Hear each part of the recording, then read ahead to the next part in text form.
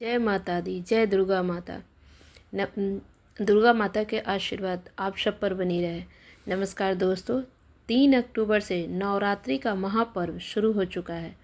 नवरात्रि हिंदू धर्म में सभी पर्वों में से एक मुख्य पर्व माना जाता है और नवरात्रि में 9 देवियों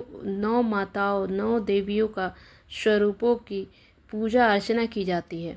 और आपको बता दें, 9 माता में शैलपुत्री, ब्रह्मचारिणी, चंद्रघंटा, कुष्ठमांडा, स्कंद माता, कात्यायनी माता, कलरात्रि माता और माँ गौरी माता और सिद्धात्री माता, इन 9 माता के स्वरूपों की पूजा की जाती है। दोस्तों, आपको बता दें कि किन 5 महिलाएं या पुरुष और महिला दोनों है, तो 5 कौन से व्यक्ति हैं जिनको बिल्कुल ही इस नवरात्रि के पूजा को नहीं करना चाहिए। क्योंकि ऐसे लोग अगर पूजा अर्चना करते हैं तो माता रानी खुश नहीं होती हैं। ऐसे लोगों का पूजा करने से घर के पूरे परिवार पर असर पड़ता है और घर में आपको दरिद्रता, घर में अशांति, सुख शांति दूर चली जाती हैं। तो आइए जानते हैं वो कौन कौन से लोग हैं जिनकी जो नवरात्रि के पूरे 9 दिन का होता है, तो ये 9 दिन का वो पूजा नहीं करे, नहीं तो माता रानी रुष्ट हो जाएंगी। तो आइए जानते हैं। देखिए, इस बार की नवरात्रि पूरे 9 दिन का होगा और 3 अक्टूबर से शुरू हुआ है और इसका समापन 11 अक्टूबर को होगा। 12 को विजयादशमी मनाया जाएगा। दोस्तों, इस बार की नवरात्रि बहुत ही मंगल और शुभ मानी जा रही है क्योंकि ये बहुत ही शुभ मानी जा रही है। लेकिन इन 5 लोगों का व्रत बिल्कुल नहीं करना चाहिए, नहीं तो घर में अशांति, कलह और बहुत से जो परेशानियां आने की संभावना बढ़ जाती है। तो इन 5 तरह के लोगों को बिल्कुल ही ये व्रत नहीं करना चाहिए। सबसे पहला है कि शास्त्रों के अनुसार कहा गया है कि अगर आप दिखावे के लिए व्रत करते हैं तो पाप लगता है। ऐसे भक्त के ऊपर माँ क्रोधित होती हैं और उनको बर्बाद कर देती हैं। तो महिला हो या पुरुष, कोई भी दिखावे के लिए पूजा करने का कोई मतलब नहीं है, इससे माता क्रोधित होती हैं।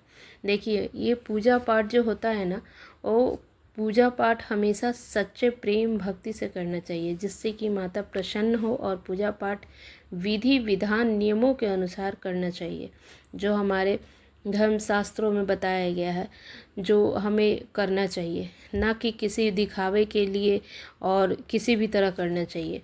तो पूजा पाठ को विधि विधान और सच्चे मन से, दिल से पूजा करना चाहिए।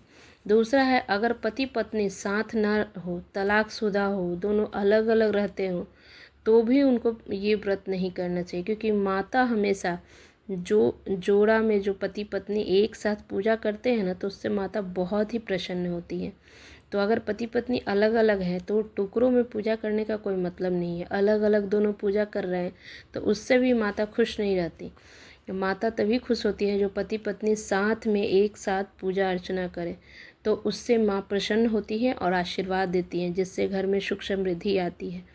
तो ऐसे पति पत्नी जो अलग होते हैं, तलाकशुदा हैं या किसी कारण से झगड़ा है, तो ऐसे में पूजा करने का कोई मतलब नहीं है। तो तीसरे नंबर पे है चरित्रहीन महिला। देखिए, चरित्रहीन चाहे पुरुष हो या महिला हो, उनको भी ये व्रत नहीं करना चाहिए, क्योंकि उनके भी व्रत करने से कोई फ़ायदा नहीं होगा, माता रानी खुश नहीं होंगी। जो लोग दूसरे को परेशान करके, दूसरे को अगर दुख पहुंचाकर अगर व्रत कर रहे हैं, तो उसका कोई मतलब नहीं है, उससे माता खुश नहीं होंगी और वो क्रोधित होंगी। तो ऐसे भी लोगों को पूजा करना नहीं चाहिए। और चौथा है कि अगर घर में बहुत लड़ाई झगड़ा हो रहा है, घर में एक दूसरे से हमेशा लड़ाई झगड़ा, गाली गलौज हो रहा है, बड़ों का कोई आदर नहीं करता, छोटे बड़ों से गाली गलौज से बात करते हैं, तो ऐसे घर में भी नवरात्र का पूजा नहीं करना चाहिए। जहाँ जहाँ बड़ों का ध्यान नहीं दिया जा रहा हो, तो ऐसे भी घर में लड़ाई झगड़ा, गाली गलौज हो रहा हो, तो ऐसे भी घर में ये व्रत नहीं करना चाहिए। पांचवा है कि अगर आपको कोई गंभीर बीमारी हो तो नवरात्र का व्रत बिल्कुल ही नहीं करना चाहिए। मतलब कि मान लीजिए आपको बहुत ही गंभीर जैसे शुगर है, जैसे हार्ट की बीमारी हो, शरीर कमज़ोर हो, चक्कर आता हो, बीपी बढ़ने का, अगर बीपी बढ़ जाता हो तो ऐसे व्यक्ति को तो व्रत बिल्कुल ही नहीं रखना चाहिए, क्योंकि ये कुछ भी हो सकता है आपके साथ अगर ये व्रत रखते हैं। तो ऐसे में व्रत नहीं रखना चाहिए। महिलाओं का अगर मासिक धर्म में हो तो भी ये व्रत नहीं रखना चाहिए, क्योंकि मासिक धर्म में आप शुद्ध नहीं हो रहते हैं, आपके कपड़े गंदे होते, तो ऐसे में भी आपको भी इस तरह के लोग को भी व्रत नहीं रखना चाहिए। इस तरह शुद्धता के साथ और विधि विधान और सच्चे भक्ति के साथ करना चाहिए, जिससे कि माता प्रसन्न हो और आपको आशीर्वाद दे। बहुत बहुत धन्यवाद।